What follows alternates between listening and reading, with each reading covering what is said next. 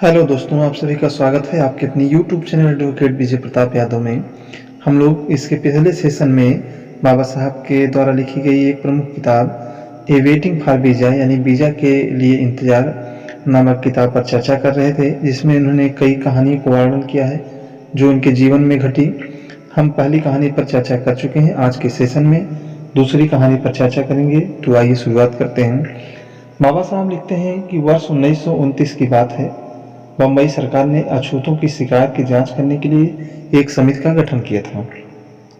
मुझे उस समिति का एक सदस्य नियुक्त किया गया। इस समिति को पूरे प्रदेश का भ्रमण करके अन्याय, उत्पीड़न और अत्याचार के आरोपों की जांच करनी थी। समिति दो फाड़ हो गई।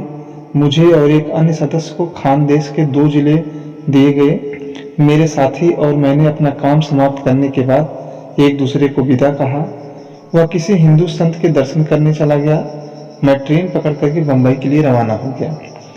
40 गांव में मैं धुलिया लाइन पर पड़ने वाले एक गांव में जाने के लिए उतर पड़ा, जहां मुझे सामाजिक बहिष्कार के एक मामले की जांच करनी थी, जिसकी घोषणा सवर्ण हिंदुओं ने उस गांव के अछूतों के विरुद्ध की थी।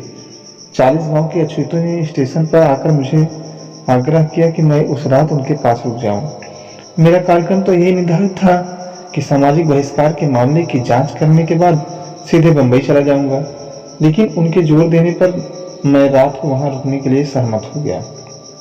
मैंने उस गांव में जाने के लिए धुलिया वाली ट्रेन पकड़ी और वहां पहुंचकर मैंने उस गांव की स्थिति की जानकारी ली और अगली गाड़ी से 40 गांव वापस आ गया। मुझे वहां स्टेशन पर 40 गांव के अछूत मेरी प्रतीक्षा करते मिले। उन्होंने मेरे स्वागत में मुझे फूल मालाएं पहनाई। अछूतों की बस्ती महारवाड़ा रेलवे स्टेशन से करीब 2 मील की दूर पर है और वहां जाने के लिए एक नदी पर बनी पुलिया को पार करना पड़ता है। स्टेशन पर भाड़े की कई घोड़ा गाड़ियां यानी तांगा थी। महारवाड़ा तक स्टेशन से पैदल भी जाया जा सकता था।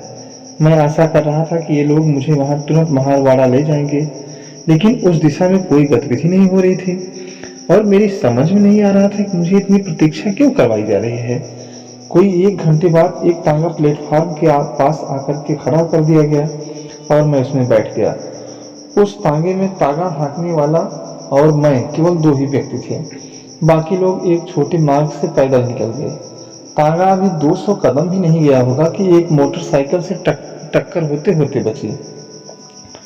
मुझे इस बात पर बड़ा आश्चर्य हुआ कि रोज भाड़े पर तांगा चलाने वाला इतना अनाड़ी कैसे हो सकता है। दुर्घटना तो इसलिए टल गई क्योंकि पुलिस वाले के चिल्लाने पर कार के चालक ने कार को पीछे कर लिया था। जैसे तैसे करके हम नदी पर बनी पुलिया पर आ गए। इस पुलिया पर दीवार नहीं थी, जैसा कि बहुधा पुल पर होती है।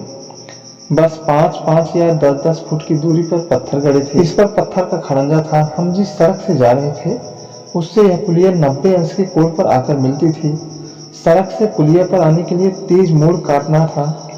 अब हुआ यह कि पुलिया के किनारे पहले से ही पत्थर के पास घोड़ा सीधा जाने बजाय मुड़ गया और बिदक गया।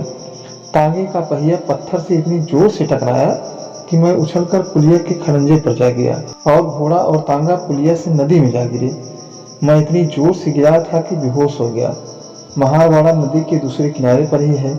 जो लोग स्टेशन पर मेरा स्वागत करने आए थे वे मुझसे पहले वहां पहुंच गए थे।